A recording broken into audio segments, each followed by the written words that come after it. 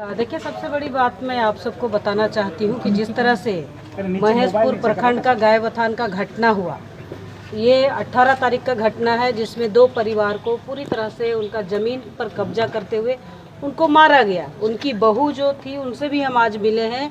उनका पूरा कपड़ा फाड़ दिया गया था, खींच दिया गया था। एक महिला का पूरा कपड़ा उतार दिया जाए तो एक तरह से उस महिला का बेइज्जत किया गया। एक तरफ उसका ज़मीन भी लूटा जा रहा है, दूसरी तरफ उनका कपड़ा फाड़ा जा रहा है। इसी विषय को लेकर के पूरे पाकुड़ में एक जन आक्रोश रैली के लिए छात्रों ने आवाज़ उठाई। और उसी रात जब इस कैंपस में जिस विद्यार्थी के साथ में बातचीत हुई, उसमें एक पुलिस और उनका ड्राइवर आया, जो हम लोग को संज्ञान में मिली है।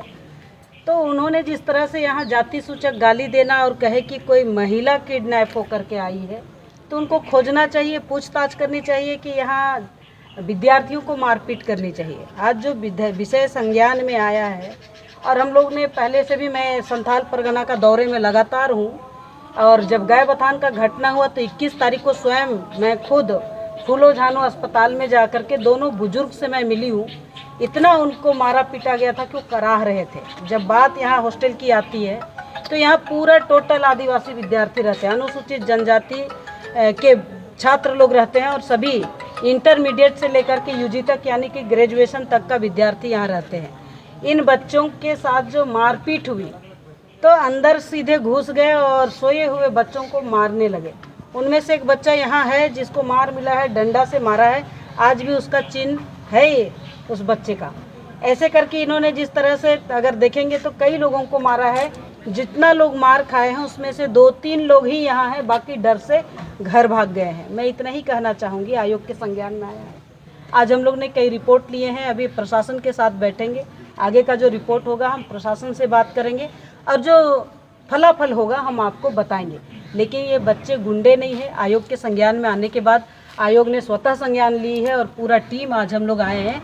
हमारे साथ में हमारे दूसरे मेंबर निरुपम चकमा जी हैं, वो भी आए हैं सबने, और हमारे अधिकारी भी आए हैं, डायरेक्टर, डिप्टी डायरेक्टर से लेकर के 4-5 अधिकारी भी हमारे साथ आए हैं। हमने बहुत गहनता से इसको अध्ययन कर रहे हैं, क्या इन पर क्या कार्रवाई हुई है, नहीं हुई है, इनको क्या न्याय मिला है, नहीं मिला है, और घटनाक्रम का स्पष्टीकरण जिस तरह से हमें रिपोर्ट दिया गया है, उस रिपोर्ट के अनुसार अभी दोनों का समन्वय अगर किया जाए, दोनों को देखा जाएगा, जांच किया जाएगा, तब पता चलेगा कि हकीकत क्या है।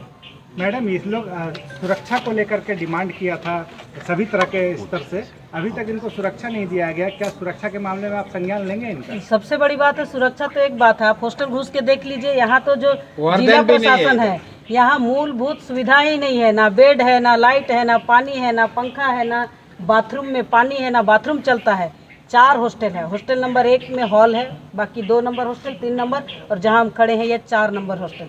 4 नंबर, चारों हॉस्टल में अगर देखेंगे तो लगभग लमसम अगर हम विद्यार्थी बता सकते हैं तो 700 से ऊपर छात्र रहते हैं। तो इनके लिए अगर इतना संख्या में रहते हैं, बोरिंग किया हुआ है, सिर्फ 2 बोरिंग सही है जिससे पानी खींचना पड़ता है, वो भी नल में कहीं चढ़ता नहीं है। तो ये बड़ी बात है। सुरक्षा का तो बहुत दूर का बात है। जिसको पीने का पानी ना मिले, जिनको जलावन के लिए लकड़ी ना मिले, जिनके पास खाना पकाने के लिए कुक ना हो, सोने के लिए बेड बिस्तर ना हो, तो हॉस्टल का क्या ही स्थिति होगा। ये तो अभी हम जिला प्रशासन के साथ बैठेंगे तभी बात करेंगे। क्या बतौर आयोग आप किसको दोषी मानते हैं? देखिए ना, जो घटना हुई है बिना कारण हुई है, और ये गुंडे तो नहीं है। छात्रावास में रहने वाला विद्यार्थी सब इंटरमीडिएट और ग्रेजुएशन का बच्चा है। कोई तो कहीं गड़बड़ नहीं किया होगा। मार खाया वो व्यक्ति भी बोल नहीं पा रहा है। आप कैसे कल्पना करेंगे कि एक आदिवासी परिवार का एक लड़का घर छोड़ करके इतना दूर पढ़ने आया है KKM कॉलेज में, और छात्रावास में रहता है। उनका एक ध्येय है, पढ़ेंगे लिखेंगे और कुछ करेंगे। उनको आप गाय बकरी की तरह, गुंडों की तरह मार रहे हैं। आप एक तरह से मार पीट करके उनको कुछ और दूसरा रास्ता में जाने के लिए इख्तियार कर रहे हैं, जिसके कारण डर से आज जितना छात्र लोग मार खाए हैं, 2-3 छोड़ करके कोई नहीं है। गायबथान के मामले में मैम, क्या अभी तक क्या जमीन उन लोगों को मिल पाया है? मैं आपको स्पष्ट बताना चाहती हूँ, मैंने जा करके देखा है गाँव में। उस गाँव में जो जमीन का स्थिति है वो पूरा आदिवासी समुदाय का जमीन है। पहले वहाँ मूल रूप से 7 परिवार का लोग थे जो मुस्लिम थे, लेकिन आज उस जगह पर जो बाहर से आए हैं, जिसको हम कहते हैं बांग्लादेशी घुसपैठी, 150 से ऊपर है। और 150 से ऊपर होते हुए जिस व्यक्ति ने, जिसको मारा गया, वो व्यक्ति बाहर काम करने जाते हैं बंगाल में, जब लौट के आए तो उनका ज़मीन में कंस्ट्रक्शन किया हुआ था, उन्हीं को उन्होंने हटाने के लिए अपना ताकत लगाए तो बुजुर्गों को भी मारा, 2-3 बुजुर्ग को, और उनकी जो बहू है उनका पूरा कपड़ा फाड़ा गया। तो ये उनको अभी तक न्याय नहीं हुआ। जब हम यहाँ पाकुड़ एसपी से बात किए 21 तारीख को, तब जाके इनका FIR लिया है, लेकिन उन्होंने कहे थे कि हम उनको व्यवस्था दे रहे हैं हॉस्पिटल, फूलो झानो हॉस्पिटल दुमका में लेकर के। मैं 22 को भी थी दुमका में, लेकिन 22 तारीख तक किसी तरह से जिला प्रशासन, पुलिस प्रशासन के माध्यम से कोई व्यवस्था उनका ट्रीटमेंट के लिए नहीं दिया गया। ना ही हमने और रिक्वेस्ट किए इस प्रमंडल के IG को कि आप उनको कम से कम घर पहुंचाने का व्यवस्था बनाइए।